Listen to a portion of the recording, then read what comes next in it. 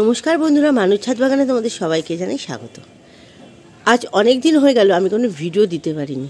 দুর্গাপুজো ছিল, ঘোরাঘুরি, বাড়িতে লোকজন আসা, এইসব নিয়ে কাজে এত ব্যস্ত, গাছগুলোকে পরিচর্যাও করা হচ্ছে না আর এদের ভিডিও বানানো হচ্ছে না। তো অক্টোবর মাসের আজকে 5 তারিখ, তো অক্টোবর 2025-এ এই যে গাঁদা গাছ তোমাদের কেমন হয়েছে আমায় জানিও। আমার গাঁদা গাছটা আমি প্রথম যেদিন থেকে বসিয়েছি, চারা কিনে এনেছি, সেদিন থেকে আপডেট দিতে থাকছি। এবারে দেখো, এই যে আকাশের মুখ ভার, নিম্নচাপের বৃষ্টি শুরু হচ্ছে, সারা দিন বৃষ্টি চলছে, মানে সপ্তাহে 2 দিন ওয়েদার ভালো থাকে, তো 4 দিন বৃষ্টি, সবাই জানো। তো এই অবস্থায় গাছে তো সার পত্র আমি কিচ্ছু দিতে পারছি না, কিচ্ছু না, এবং পরিচর্যাও করতে পারছি না। যার কারণস্বরূপ এই যে কুঁড়ি চলে এসছে। এই কুঁড়ি কিন্তু এখন আসতে দেওয়া চলবে না। তো প্রথমে যত্নটা আমি এখন খুব শর্টে বলে দিচ্ছি, যে যত্ন বলতে এর কিন্তু প্রথম কাজ হবে পিঞ্চিং।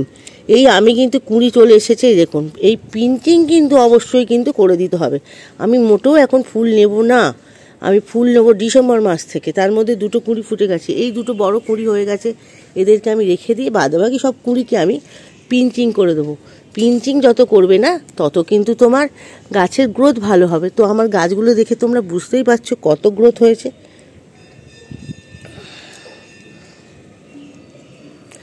এইরকমভাবে সমস্ত কুঁড়িগুলোকে আমি পিঞ্চিং করে দেবো।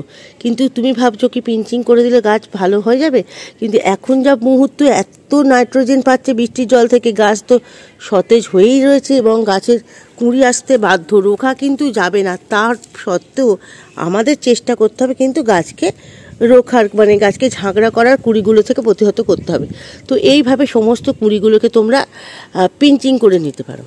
আর যদি মনে করো যে না আমি পিঞ্চিং করবো না, একটু ডাল বড় বড় আছে, তাহলে ধরো এই ডালটা, সাপোজ এই ডালটা অনেকটা বড় হয়ে গেছে, পিঞ্চিং আরও আগে করলে ভালো। তো দেখছো এই ডালটা ধরো, এই ডালটা ধরো 1টা 2টো গাঁড় রয়েছে, ধরো তুমি মনে করলে এরম জায়গা থেকে তুমি পিঞ্চিং করবে, মানে কাটিং করে নেবে এরম অংশ থেকে। কাটিং করে ডালটাকে ফেলে দেবেন না, কালটা ফেলবে না। এর আগে তোমাদের অন্য ভিডিওতে আমি দেখিয়েছিলাম এই ডালগুলো দিয়ে আমি কত চারা তৈরি করেছি। চলো প্রথমে আবার বলে দিই যে এবারে এই যে পিঞ্চিংয়ের অংশ থেকে একটু বড় ডাল কেটে নিয়ে এই সময় যদি আমি একটু অ্যালোভেরা জেল দিয়ে এই ডালগুলো বসিয়ে দিই, তাহলে কিন্তু নতুন চারা তৈরি হবে। এই দেখো, সেই হলো নতুন চারা, কিছুদিন আগে বসিয়েছিলাম। এই নতুন চারাগুলো বড় হয়ে গেছে, একেও আমি একবার করে পিঞ্চিং করে দিয়ে গেছিলাম। এই দেখো পিঞ্চিং করা ডাল, তার থেকে কত ব্রাঞ্চ বের হয়েছে দেখেছো। যেগুলো ছোট ছিল সেগুলো পিঞ্চিং করিনি, কয়েকদিন আসেনি বললাম। তো এইভাবে পিঞ্চিং করে দিলে এই যে মাথার আগার ডালগুলো দেখো, এই পুচকি পুচকি ডালগুলো থেকেও কিন্তু চারা তৈরি হয়ে গেছে।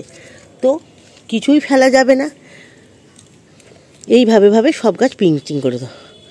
তো এবারে কি খাবার দেবে? এই তো বর্ষাকাল, এখন তো সর্ষের খোল ভেজানো জল দেওয়া যাবে না। তো উপায় কি, আমি এই এত গাছ বড় হয়ে গেছে, তার মধ্যে আমি 2বার আমি মনে হয় গাছে সর্ষের খোল ভেজানো জল দিতে পেরেছি, সাথে ডিএপি দিয়ে, তাতে এত সুন্দর গাছের গ্রোথ হয়েছে। তো এবারে এখন কি দেওয়া যাবে? গাছকে তো খাবার একটু দিতে হবে। চলো এবারে কি খাবার দিই দেখে নিই। এটা কি বলো তো, এটা হলো এনপিকে, মানে সুফলা 10-26-26।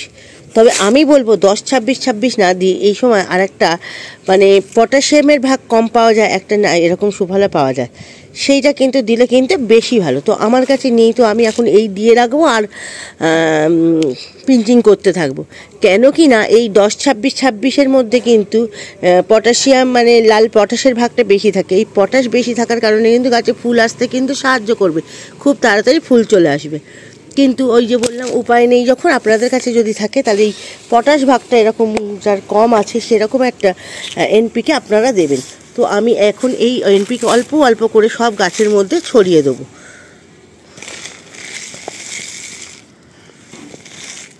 এই যে নিলাম, নিয়ে সব, এই যেহেতু এখন বৃষ্টির সময়, অল্প অল্প করে ছড়িয়ে দেবো, গাছ এর থেকে নিয়ে নেবে। কারণ এখন তো খোল পচা একদম দেবেন না, খোল পচা দেবেন না। খোল পচা দিলে কিন্তু গাছ কিন্তু বাঁচবে না, মরে যাবে। বৃষ্টিতে ফাঙ্গাস তৈরি হয়ে যাবে। আর এইটার সাথে কিন্তু অবশ্যই একবার কিন্তু ফাঙ্গিসাইড দিয়ে রাখবেন। আমিও এক্ষুনি দেবো ফাঙ্গিসাইড, 10-26-26টাকে দিয়ে নিই তারপরে। তো এই হলো খাবার এখন বর্ষাকালে দেওয়ার জন্য, দানাযুক্ত সারই কিন্তু খাবার কিন্তু এই সময় গাছে দেবেন। আমি বারংবার বলছি কিন্তু এই সময় কিন্তু খোল পচা জল দেবেন না। খোল পচা জল কিন্তু আমার প্রচুর রেডি রয়েছে। এইভাবে প্রত্যেকটা গাছকে দিয়ে দেবেন। আর রোদ উঠলে অবশ্যই কিন্তু দিয়ে দেবেন কিন্তু এর মাথায় কিন্তু ফাঙ্গাসের একটা লেয়ার, মানে জল করে ফাঙ্গিসাইড কিন্তু এর মাথাতেও একবার স্প্রে করে দেবেন। আর আমি এবারে এই গাছগুলোকে বসিয়ে দেবো একটা অন্য জায়গায়, তার জন্য তুলে নিয়ে যাব।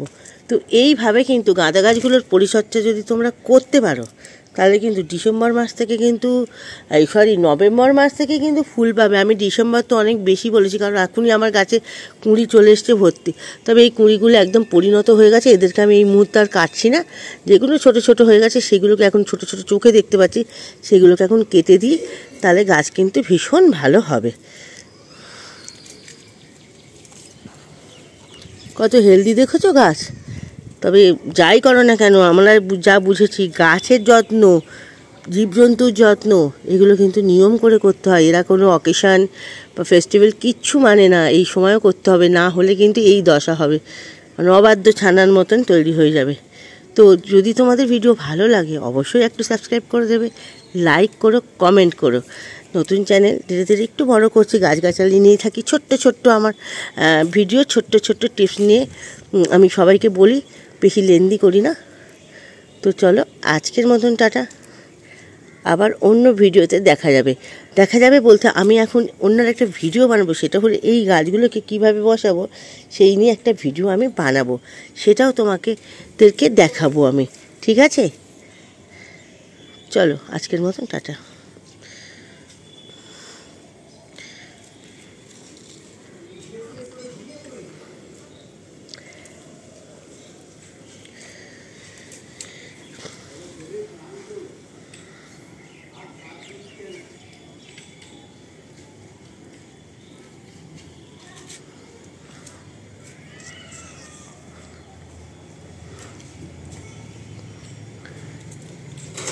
নিম্নচাপের বৃষ্টিতে গাছের অবস্থা, সার পার দেওয়া যাচ্ছে না, খুবই অবস্থা খুবই খারাপ। কী যে করা যাবে কে জানে, বৃষ্টি উঠলে সব দেখা যাবে কি হয় না হয়।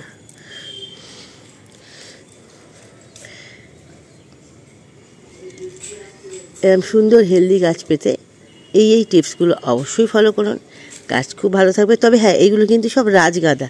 ইনকা গাঁদার ক্ষেত্রেও কিন্তু একই টিপস ফলো করবেন, তবে ইনকা গাঁদার যদি আপনারা ব্রাঞ্চ কেটে দেন না, তাহলে কিন্তু ফুল প্রচুর পাবেন, কিন্তু ফুলের সাইজ কিন্তু ছোট হয়ে যাবে। এবারে সেটা আপনাদের চয়েস, আপনারা একটা দুটো বড় ফুল নেবেন নাকি অনেকগুলো ফুল নেবেন কিন্তু সাইজে একটু ছোট। তো যত্ন কিন্তু একই হবে ইনকা গাঁদার ক্ষেত্রেও।